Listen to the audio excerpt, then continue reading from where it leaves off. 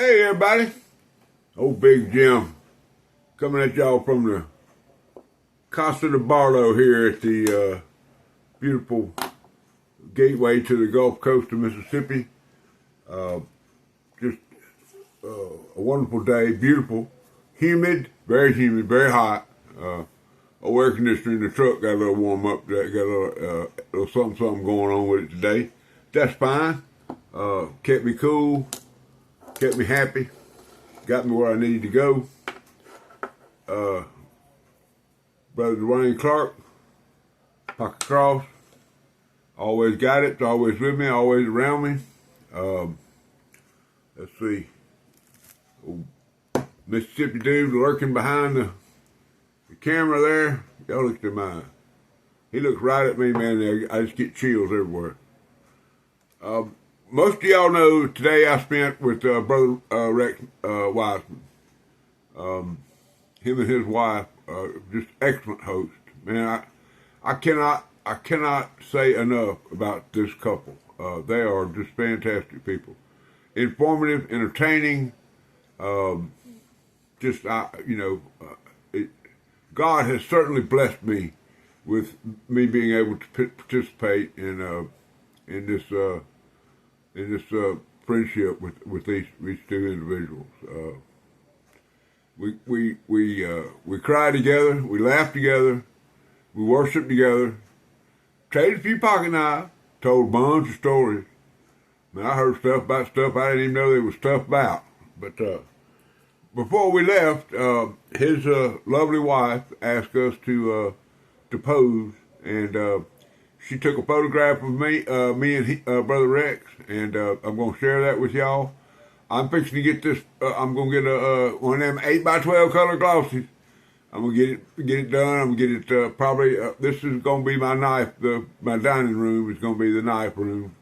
Probably put me a leather couch in here, maybe a few ashtrays and a place to sit down and drink a cup of coffee and film a video, something like that.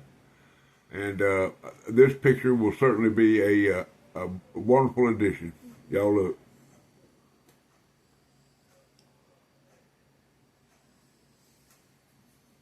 That's right.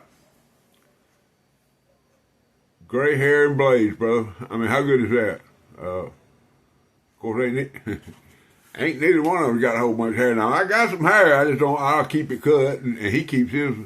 He likes his cut, to a fine shine, which is fine. Of course, that hair don't mean used to. I thought hair was everything, but now it can be a challenge. But anyway, I was blessed, and like I said, we traded a few pocket knives. I think I came home with 7 or 8 Barlows, mainly what I got. We're not gonna go over these. That's not why I'm here today. But there's a granddaddy in there. Case, Russell, Western, Chemco, and I might give y'all a peek of this one just because I kind of like it. I don't know if anybody else likes them, but I love them to death. So this, let me give a little shout out to the OG 865 Knives.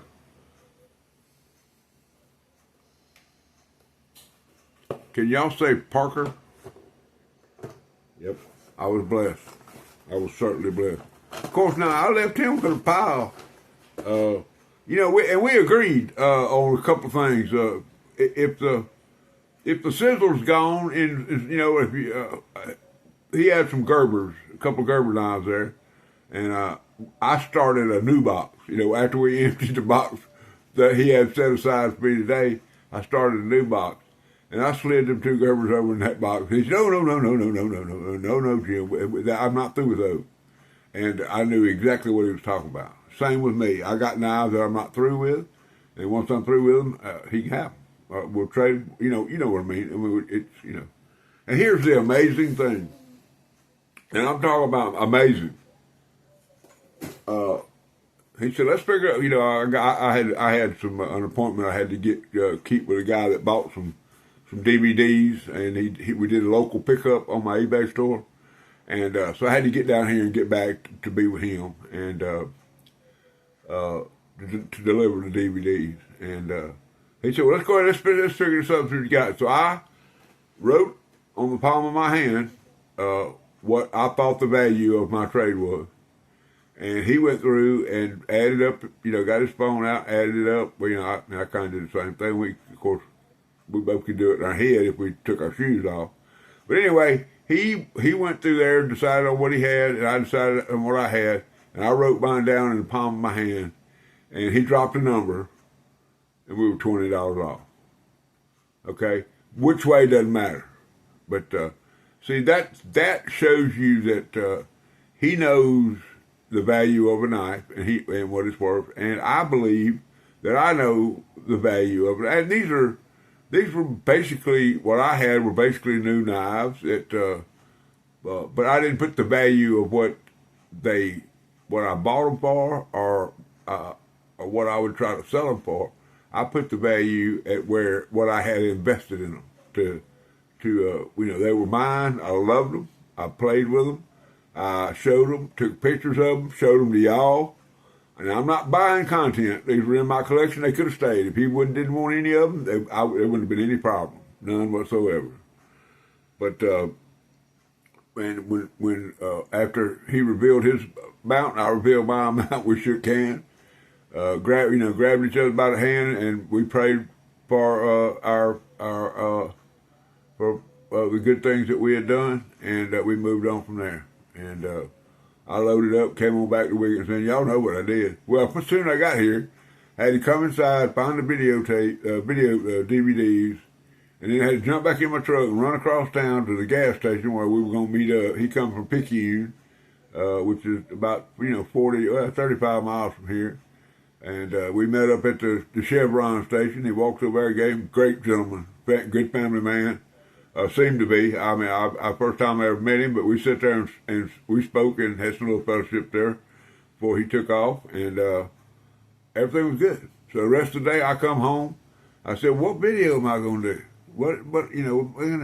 And next thing I know, what is it? I don't even know what time it is. 9 o'clock, 9:30 right now. 9:20. Is that what that says? I can't see it. Yeah, I can see it, but I don't know what it is. It's backwards. It's backwards and sideways and crooked, so I can't tell what it is. But anyway, I think it says 9 something or other. So that's what time it is, guys. I got up, went in there and made me a good cup. I'm talking about a good cup of Bolster Blend coffee. Y'all can get down there at DeepSouthCutlery. Their auction is running right now. Y'all might hear it playing in the background. They sell some bangers. They got some bangers. He got some knives in from somewhere I hadn't seen. I was down there yesterday. Most of the day the internet was off, and had good fellowship with Brother Seth and the whole crew, Chico, Joe, the whole crew. And we just had it was Stubbs. He stayed there for a minute, but he had to go. So me and Joe held it down. I was there with him, and I'm over there digging in the dungeon and all that kind of stuff. Just BGM being BGM is how it was. But anyway, get you some of that. Y'all ever go over there? Go on over to the auction right now and tell them, say, hey, I want a bag of that coffee. They'll send it right to you. And I promise you, you will get, your lips will get chapped trying to tell everybody how good that coffee is. I hate to be like that. But anyway, I'm going to share 2 things with y'all. One of them is this right here. Now, this is the old box. Y'all see that? That's the very old box. This was probably 4 or 5 years old. I don't think this knife is in production. It may be, but not in this configuration. And it is the French broadjack. Okay. Now, I like this. I like this knife. I like this pattern. Hadn't done any research on the French broadjack. That may be a lake or a river. In Tennessee. I know that most of their knives are made with the tributaries and the lakes and stuff in the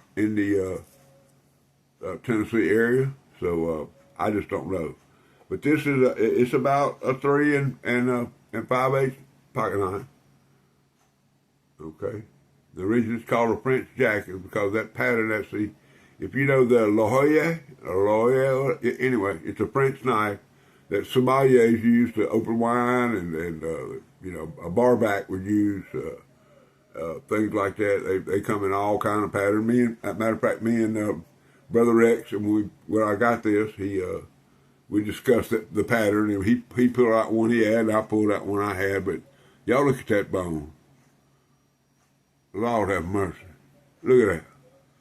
Just beautiful. And the bone is, I mean, that's just, it's cooler than creek water. But then you open it up, D2 steel.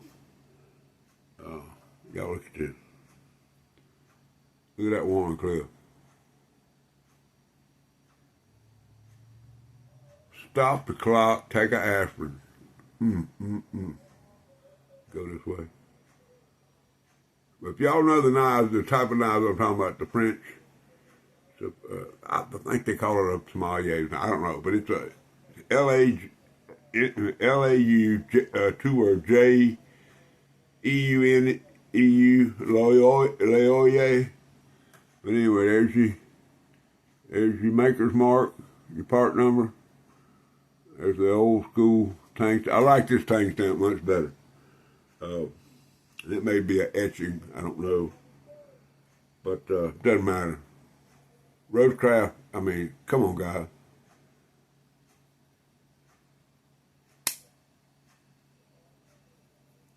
Good positive half stop, good snap.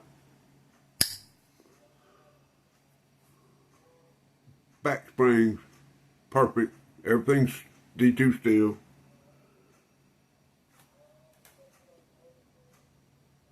Right down Peachtree. Man, I seen Chris Chambliss hit a home run one time, and it landed in Peachtree.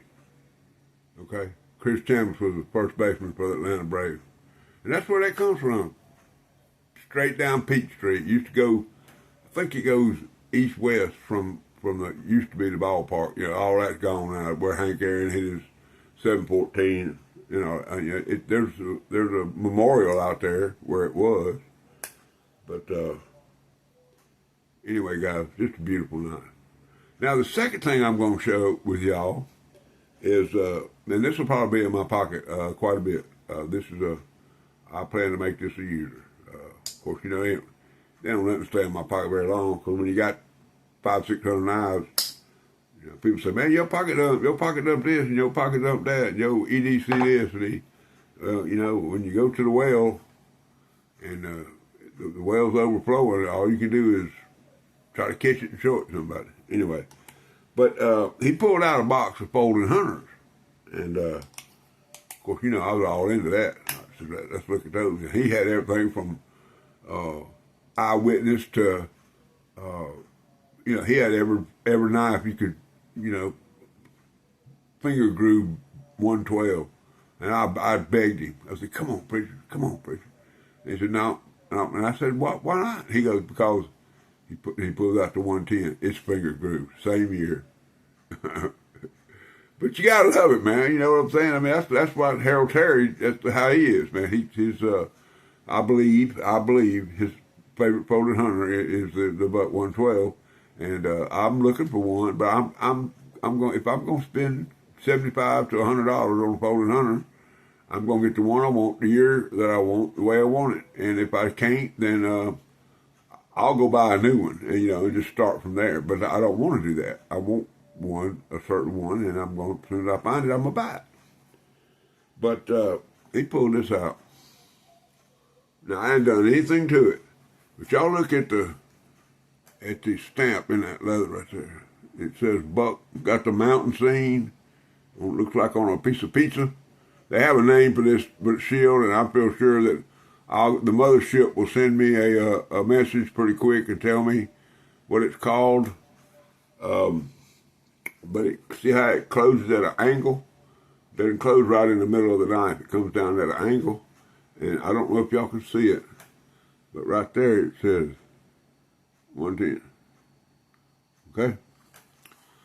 So, I mean, it's worn. It's worn. But I believe with enough Rubidoux Creek salve and just rub it, get it in there, clean it, that this will turn out cool, and when I do that 90 model Buck 110 that I got, will sleep in this sheath. Well, guys, now Brother Rex, when me and him started hanging, he had 88 subscribers. As of today, I went by there and he has 193 when I was there. We looked, did a little snooping. I showed him how to snoop around inside somebody's channel, and he said, "Well, that's amazing." So, not that you can go in there and do any harm, but you can go look and see. There's certain things you can see, the analytics and stuff like that. But anyway, he has 193 subscribers, and I looked through the list of his subscribers, and a lot of y'all were there. A lot of y'all I saw, and you know what that meant? I mean, I was happier than a brand new, than a mama dog with brand new litter. I'm talking about it, that may be good because Barlow Brigade was representing. Okay, you understand what I'm saying? Holla at your boy. Anyway, and that's a good thing, guys, because we're a family. I've been shouting the accolades of Brother Rex, and y'all listened, and I am so thankful for that. So thankful Thursday. Look at that. I ain't done a title. Matter of fact, I ain't done anything with this video except come in here. I got on here 16 and a half minutes ago and sit here and just talk to y'all about stuff that happened today, and I like that. I think that's, to me, is the best format I have. Now, I like planning out videos and knowing what I'm going to say. But let me leave y'all with this. Brother Blades and more. Can't go wrong, guys. You cannot go wrong if you go there and watch this gentleman. I left him with a little knife today that just blew my mind. It was something I got out of the load and cleaned it up, got it fixed up. And the only person that I could think of that would talk about that knife was Brother Rex. And he'll probably, I don't know what kind of knowledge he's going to drop on y'all about it, but I didn't know anything about it. Strange little work knife. Strange. But anyway, y'all go follow Brother Rex. I'm glad that each and every one, it's I can't see it, but it's almost 10 o'clock, but that don't matter. I'm going to drop this video. Y'all watch the first thing in the morning, okay? I have been a little lax on some of my videos here about scheduling and stuff like that, but that's just because I am wore out, okay? I am slam wore out. And I'm not going to spread it thin, but I am going to spread it. How about that? All right, guys. I love y'all. Good night. I am blessed, and I am very thankful. Rule number 9.